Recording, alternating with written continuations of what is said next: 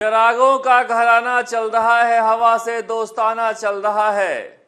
नए किरदार आते जा रहे हैं मगर नाटक वही पुराना चल रहा है। आज बातचीत करेंगे कि राजस्थान से कौन से कांग्रेस का सांसद, निर्दलीय सांसद, छोटी पार्टी का सांसद क्रॉस वोटिंग कर गया उपराष्ट्रपति चुनाव में, या फिर बीजेपी के भी किसी सांसद ने गलत वोट डाल दिए हैं क्या। चर्चा इस बात पर भी करेंगे कि क्या कांग्रेस ने कोई इवेंट मैनेजमेंट कंपनी हायर की है। नए नए रूप में दिख रही है कांग्रेस। टीकाराम जूली को लग रहा है जूली जूली जनता का दिल तुझ पे आया जूली, कैसे हो। बात इस पर भी करेंगे कैसे उखड़ गए हत्थे से राजस्थान के मुख्यमंत्री भजनलाल शर्मा, और कौन पूछ रहा है सरकार किसकी है। रविंद्र सिंह भाटी क्यों गए थे मिलने भजनलाल शर्मा से, और बात इस पर भी करेंगे कि ये तो चर्चा हो रही है कि वसुंधरा राजे अशोक गहलोत विधानसभा में आए या विधानसभा के परिसर में आए, विधानसभा के कमरों में आए, लॉबी में आए, या फिर अपने मतलब से आए। मगर शुरुआत कर लेते हैं सियासत से। देख रहे हैं नेपाल में क्या हो रहा है। क्या नेपाल में विद्रोह ब्राह्मणवाद के खिलाफ है? क्या अगड़ी जातियों के प्रभुत्व से लोग परेशान हैं? कुछ ज्यादा ही पंडित जी हो गए वहां सत्ता में, कॉमरेड भी, कांग्रेसी भी, सभी। कहा जा रहा है इस तरह की बातें कि वहां पर जातिवाद इतना प्रचंड था कि कॉमरेड भी ब्राह्मण हैं वहां और ब्राह्मण भी कॉमरेड हैं वहां। इसलिए सत्ता के शीर्ष पर 2.5% ब्राह्मणों ने पूरी तरह से कब्जा कर रखा था और लोगों में इस बात को लेकर गुस्सा था। मगर भारत में ऐसी परिस्थिति है क्या, पता नहीं। कई लोग आरोप लगा लेते हैं, कई लोग कहते हैं परिस्थितियां बदल गई क्योंकि इस देश में केरल में नंबूदरी पाल जैसे पहला मुख्यमंत्री ब्राह्मण था जिसने सब कुछ त्याग कर जनता की सेवा में जिंदगी लगा देने का फैसला किया, और फिर केरल आज देश का सबसे अग्रणी राज्य में शामिल है। मगर क्या वाकई में हिंदुत्व के बढ़ते हुए प्रभुत्व की वजह से ब्राह्मणों का वर्चस्व बढ़ रहा है सत्ता में?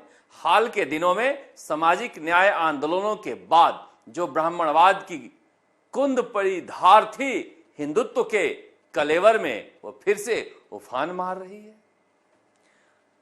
भारत के मुख्य न्यायाधीश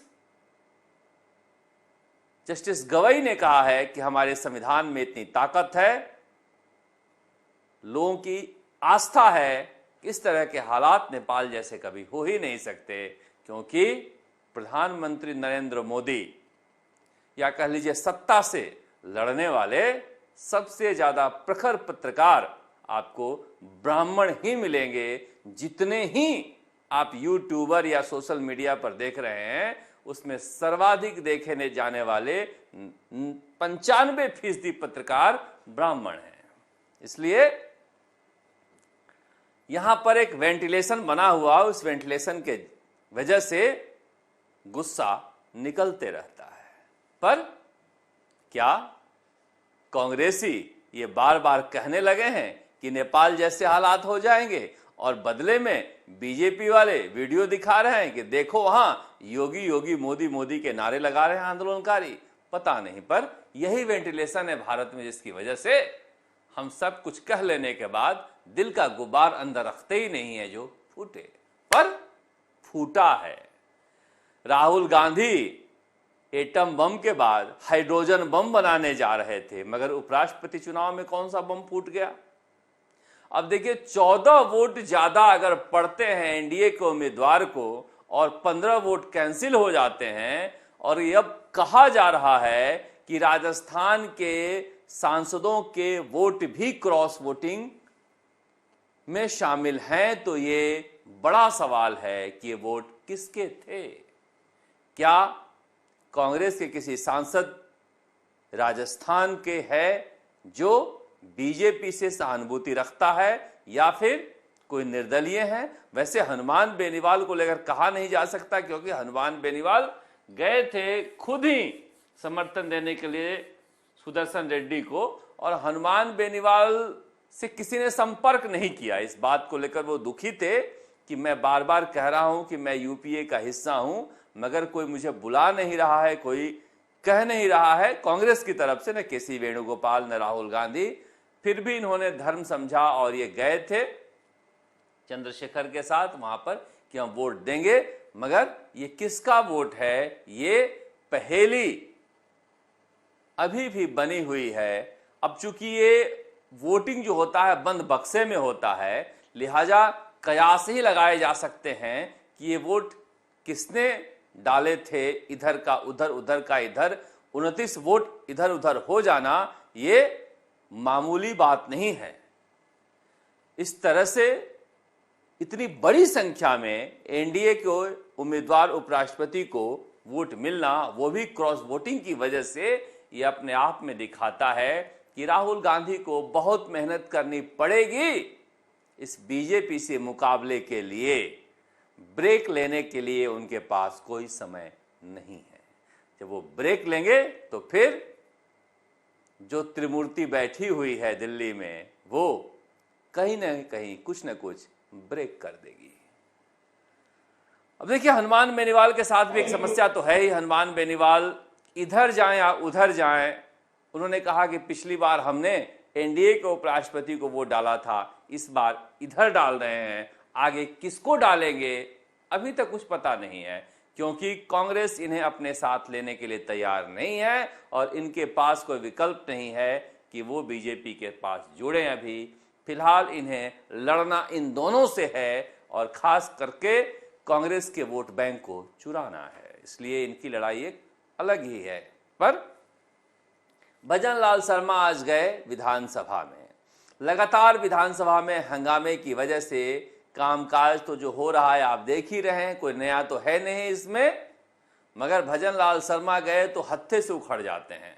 भजन लाल शर्मा को गुस्सा आता है तो इस तरह से बोलते हैं जैसे कांग्रेसियों ने उन्हें मौका दे दिया हो। अमूमन बड़े शांत से धीरे धीरे बोलने वाले भजन लाल शर्मा हंगामा में स्पीड पकड़ लेते हैं और अपने वाक कला के जो सबसे समृद्ध स्वरूप है उसमें बोलने लगते हैं। सुनिए कैसे बोल रहे हैं। धनमान तरफ का हो रहा है, ये उस दुख से उबर नहीं पा रहे हैं, ये उससे उबर नहीं पा रहे। माननीय अध्यक्ष जी, मैं इतना ही कहना चाहता हूँ, आप जिस तरह से, जिस मर्यादा से, जिस संस्कार से और हमारी विधानसभा चल रही है उस हिसाब से आप चलाते रहिए। इन लोगों का कुछ नहीं, ये सच की लोकप्रियता के लिए जिस तरह का नाटक करते हैं ये सामना करने वाले नहीं है। अगर विपक्ष में है तो मेरे साथियों से पूछो, जब बादल होता है तो उनके सीने में दर्द होता है, शरीर में दर्द होता है, क्योंकि उन्होंने विपक्ष में रह करके लाठियां झेली है, उन्होंने अन्याय के खिलाफ लड़ाई लड़ी है। जब वो यहाँ आकर के बैठे हैं तो जनता के बीच जुड़ करके रहे हैं। ऐसा नहीं है कि पैसे आ गए हैं, ये जनता के बीच में पूरा काम किया है और जनता के काम को करेंगे, ये हम आपको विश्वास दिलाते हैं। इतना ही मैं कहना चाहता हूँ। अब देखिए, भजन लाल शर्मा का भाषण आप स्टेज पर सुन लीजिए, जब वो पढ़ के बोला करते हैं या फिर थम थम के बोला करते हैं, और विधानसभा में पता नहीं क्यों एक स्प्रिंग लगा रहता है इनका, और जिस तरह से ओजस्विता के साथ ये बोलते हैं, लगता नहीं है कि पहली बार के विधायक हैं। और जो बात उन्होंने कही, इस बात में गंभीरता है। अगर बीजेपी के विधायकों को दर्द होता है बादल आते ही, क्योंकि लाठियां खाई है, तो विपक्ष में रहने का उनका एक अलग तरह का एक्सपीरियंस है जहां पर वो संघर्ष करते हैं। ये बात बिल्कुल सही है कि कांग्रेस विपक्ष में रहने के दौरान संघर्ष कर ही नहीं पाती है। ये निकलते हैं रैलियों में, निकलते हैं सभाओं में, तो जुट तो जाते हैं, धीरे धीरे निकल लेते हैं, कोई भी बड़ा आंदोलन ये खड़ा नहीं कर पाए। एनएसयूआई और यूथ कांग्रेस के कुछ प्रदर्शन को छोड़ दिया जाए तो फिर कांग्रेस ने एक भी ढंग का प्रदर्शन नहीं किया जिसे कहा जा सके कि ये विपक्ष का प्रदर्शन है। बाढ़ के हालात बने रहे, हर जगह यही दिखाई दे रहे हैं, पता नहीं कांग्रेसी कहां है। पेपर लीक को लेकर फैसला सरकार ले नहीं पा रही, पता नहीं कांग्रेसी कहां है। जिस तरह से झालावाड़ में किसान धरने पर बैठे, पता नहीं कांग्रेसी कहां है। मतलब कांग्रेस प्रदर्शन कर रही है, ऐसी बात नहीं प्रदर्शन नहीं कर रही है, मगर प्रदर्शन जो होता है वो आई बॉल के लिए कर रही है, जनता के बीच जाकर नहीं कर रही है, आपके ध्यान को खींचने के लिए अपनी तरफ कर रही है। मुझे याद आता है कि सुरेश मिश्रा को एक बार कांग्रेस से टिकट मिला था सांगानेर से। अब हर कोई तो अपने चुनाव में लगे हुए हैं, वो हिंदू मुसलमान सिख ईसाई का कपड़े पहनाकर और वहां पर प्रचार कर रहे हैं। इवेंट में टाइम बर्बाद आप करते हो तो आप सीरियस नहीं हो चुनाव लड़ने के लिए। और ये स्थिति मैं इसलिए कह रहा हूं कि मैं नई टोपी, नए टी शर्ट, नए शर्ट, नए पोस्टर, अब ये कांग्रेस का एक नया रूप हमें दिखाई दे रहा है। इस तरह से स्टिकर भी आए हैं, जग्गा जासूस, जग्गा जासूस। जग्गा जासूस को लेकर चर्चा जरूर करेंगे। जग्गा जासूस कौन है आप समझ गए होंगे। कौन दिन में 6-6 घंटा अपने ही विधायकों के टेलीफोन सुना करता था। लोकेश शर्मा से सुन लीजिए, वो सुना देंगे, सुनने के बाद भी पेट नहीं भरता था। लोकेश शर्मा बताते हैं कि फिर 2 कर्मचारी रखे जाते थे, वो सुनकर लिखते थे और फिर जो सुन लेते थे वो लिखा हुआ भी पढ़ते थे। साहब जग्गा जासूस के बारे में बातचीत करेंगे, मगर आज ये जग्गा जासूस को लेकर आंदोलन था जिसमें अशोक गहलोत भी आए पर टोपी नहीं लगाए। और ये मैं आपको इसलिए दिखा रहा था कि रोज नए नए ये देखिए, ये भी एक तरीका है। भाजपा राज में राजस्थान बना रेपस्तान। क्या वाकई में कांग्रेस ने किसी इवेंट कंपनी को हायर कर रखी है जो रोज बताता है कि आप कौन से पोस्टर लेकर जाओगे। एक एक व्यक्ति को अलग अलग पोस्टर देता है, बैनर देता है। ये टी शर्ट भी मिला था, शर्ट भी मिला था, कुर्ते भी मिले थे वोट चोरी का। ये एक तरह से टीकाराम जूली ने एक नया एक्सपेरिमेंट शुरू किया है। और ये देखिए इतनी जल्दी ये तैयार हो रहा है, इसका मतलब पूरी तैयारी कांग्रेस की एक टीम कर रही है, जहां पर विधानसभा के बाहर किस तरह से प्रदर्शनों के जरिए ध्यान खींचा जाए, क्योंकि अंदर जो है अंदर हंगामा ज्यादा हो रहा है। इस बात को लेकर आज बीजेपी वाले तंज भी कस रहे थे कि क्या खुद से काम नहीं चल पा रहा है। जो इवेंट कंपनी को हायर किए हो वही बताता है, वही पहनाता है, वही बुलवाता भी है, पता नहीं। पर विधानसभा के बाहर रोचक नजारा रोज देखने को मिल रहा है और टीकाराम जूली खूब एंजॉय कर रहे हैं इसे। वैसे गोविंद सिंह डोटासरा जो हैं वो विधानसभा का बायकॉट जारी रखे हुए हैं।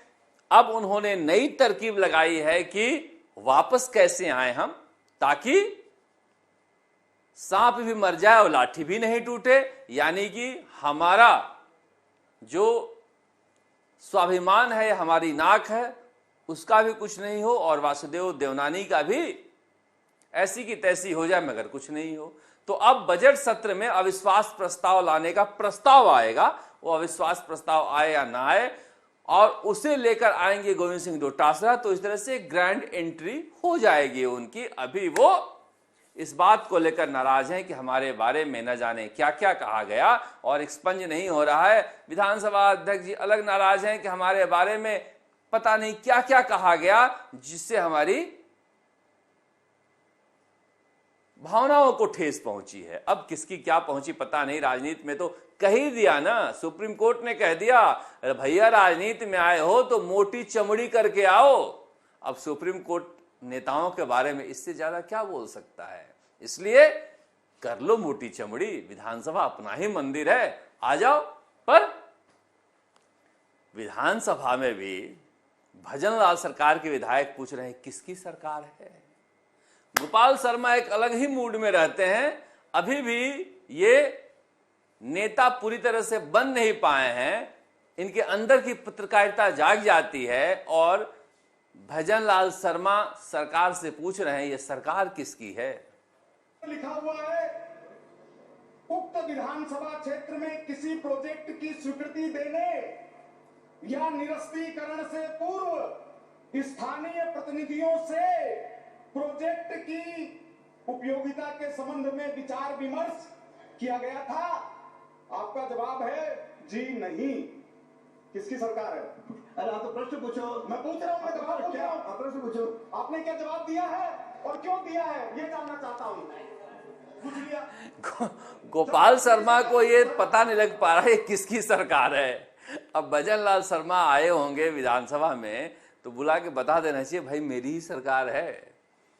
अब अलग अलग दुख होते हैं, अलग अलग तरीके के होते हैं। नेताओं का दुख कभी खत्म ही नहीं होता सरकार से, इसलिए ये भी अलग तरह से पीड़ित हैं। जयपुर में रहने वाले ज्यादातर विधायक पीड़ित रहते हैं। पर बात करेंगे अशोक गहलोत और वसुंधरा राजे। कल वसुंधरा राजे आई, हर जगह छाई, सोशल मीडिया पर मैडम आई हैं, छाएंगी ही। अशोक गहलोत आए, आज आखिरी दिन था तो ये आए हैं। कल आखिरी दिन से एक दिन पहले का दिन था तो वो आई थी। मगर आए क्यों थे? इसलिए आए थे कि भाई साहब साइन करना जरूरी होता है, तनख्वाह जो लेनी है। अब देखिए साइन कर रहे हैं कितने मजे के साथ। काम कुछ नहीं, तनख्वाह पूरी। अब ये कोई बात हुई? भाई साहब बैठो, आप हंगामा करो, टी शर्ट पहनो। ये भी आई थी, ये भी कल साइन करके चली गई। अब मुझे लग रहा है कि जो बड़े नेता हैं अगर वो शामिल नहीं होते हैं, जितने दिन शामिल होते हैं उतने दिन का पैसा लेना चाहिए। पर विधानसभा से तो घर भी मिला हुआ है। अब विधानसभा के कोटे से वसुंधरा राजे और अशोक गहलोत को घर मिला हुआ है, क्योंकि सुप्रीम कोर्ट ने कह रखा है कि कोई पूर्व मुख्यमंत्री को आवास नहीं मिलेगा। लिहाजा अशोक गहलोत ने रास्ता निकाल दिया अपने सरकार के रहते रहते कि विधानसभा में कोर्ट का कोई हस्तक्षेप नहीं होता, इसलिए इन बंगलों को इस पुल में डाल दो और इस पुल से निकाल के इन्हें दे दो, तो फिर ये विधानसभा की सुख सुविधा भोग रहे हैं तो आना ही चाहिए। पर ठीक है, अब वरिष्ठ हैं, वरिष्ठों को इतनी छूट तो मिलनी ही चाहिए। पर बात हो रही थी जग्गा जासूस की। कैमरे लगा दिए गए हैं, तीसरी नजर है। कैमरे से डर क्यों? कैमरे से खौफ क्यों?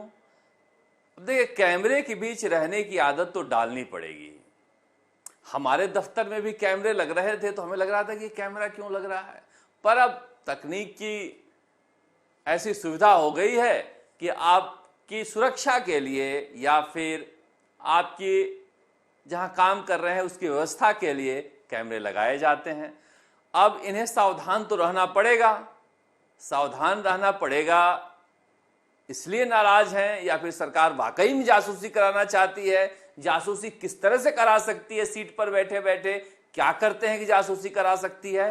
हालांकि देखिए, गोपाल शर्मा जैसे विधायक जो हैं, मैंने पहले भी कहा था, इनके वक्तव्य बहुत ही गंदे होते हैं और मैं कई बार शर्मिंदा होता हूं कि ये पत्रकार रहे हैं।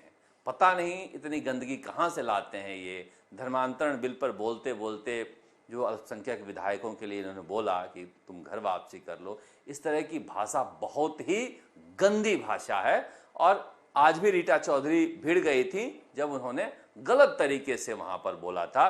पर कई लोगों को मुंह का भी बवासीर होता है, तो इस तरह की एक समस्या रहती है। पर जो बात हम कह रहे थे कि ये जग्गा जासूस वाला, अशोक गहलोत ने भी ये बात उठाई और कहा कि निजता का हनन है। जैसे ही उनके मुंह से सुना मैंने विधानसभा के बाहर ये निजता का हनन है, मुझे यकायक अन्यास लोकेश शर्मा याद आ गए और किस तरह से फोन पर बात कर रहे थे। इसको डिस्ट्रॉय कर दिया है कि नहीं कर दिया है, इसमें आ तो नहीं जाएगा। तुम्हें बाहर दिलवा दो, मैं राज्य के बाहर भिजवाया था, तुम्हें दूसरा दिलवा दूंगा। वो सुनने के बाद आपको लगता है कोई जग्गा जासूस और भी हो सकता है इससे बड़ा। पर कांग्रेस ने आज विरोध प्रदर्शन किया कि सीसीटीवी कैमरे नहीं लगने चाहिए।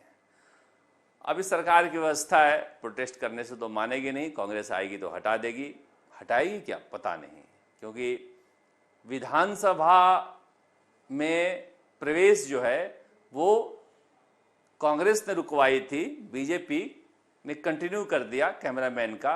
सचिवालय में बीजेपी ने प्रवेश पर पाबंदी लगाई थी पत्रकारों को, कांग्रेस ने कंटिन्यू कर दिया। इसी तरह से कांग्रेस ने मुख्यमंत्री निवास के सामने पत्रकारों पर के खड़े होने पर पाबंदी लगाई थी, बीजेपी आई तो कंटिन्यू है। इसलिए ये सुविधा की राजनीति करते हैं, इनमें ज्यादा कोई फर्क नहीं है। पर सचिन पायलट कल छत्तीसगढ़ में नजर आ रहे थे। सचिन पायलट कांग्रेस के एक ऐसे नेता हैं और एकमात्र ऐसे नेता हैं गांधी परिवार के बाद जो अपने राज्यों में जहां पर राजनीति करते हैं उतने सक्रिय रहते हैं और जहां प्रभारी हैं उतने ही सक्रिय वहां भी रहते हैं। लोकप्रियता दोनों जगह बनी हुई है। छत्तीसगढ़ के बिलासपुर में वोट चोरी के मुद्दे पर रैली को संबोधित कर रहे थे और आज गोविंद सिंह डोटासरा कोटा में रैली को संबोधित कर रहे थे। गोविंद सिंह डोटासरा ने कहा कि पहले हमें भीड़ की चिंता हो जाती थी कोटा में, अब प्रहलाद गुंजल आ गए हैं तो अब भीड़ की चिंता नहीं रहेगी। प्रहलाद गुंजल पुराने भाजपाई हैं और भीड़ को कैसे संबोधित किया जाता है उसमें वो माहिर हैं, भीड़ उनके लिए आ ही जाती है। पर अशोक गहलोत जी नहीं गए। सचिन पायलट तो चलो छत्तीसगढ़ गए, अशोक गहलोत जी नहीं गए वोट चोरी वाले में। और वहां के जो बड़े नेता हैं शांति धारीवाल, वो जग्गा जासूस वाली टोपी पहन के बाहर प्रदर्शन कर रहे थे। तो कांग्रेस की जो हम शुरुआत की थे ना बातचीत का कि क्रॉस वोटिंग हो गई, तो ये किसी और दल की जरूरत ही नहीं है इनके अंदर क्रॉस वोटिंग करने के लिए। ये ऑलरेडी बाउंड्री पर बैठे रहते हैं किसी भी तरफ क्रॉस करने के लिए। तो शांति धारीवाल और अशोक गहलोत का गुट कोटा में एक अलग गुट हो गया है। वहां पर बीजेपी के किसी भी नेता को मेहनत करने की जरूरत नहीं है। और प्रहलाद गुंजल के आने के बाद वहां एक अलग गुट हो गया है। प्रहलाद गुंजल ने भीड़ काफी अच्छी जुटाई थी और भीड़ जुटाने में पुराने माहिर है। आजकल के नेता भीड़ जुटाते हैं, मैंने उनको तब देखा है जब गुजरात आंदोलन में पार्टी छोड़ दिए थे, तब मुख्यमंत्री के रूप में उनकी गणना होने लगी थी। तो ये कोटा का दृश्य है, मगर कोटा भी खंडित है और शांति धारीवाल की दूरी इस प्रदर्शन से ये दिखाता है कि गोविंद सिंह डोटासरा को बहुत मेहनत करनी पड़ेगी।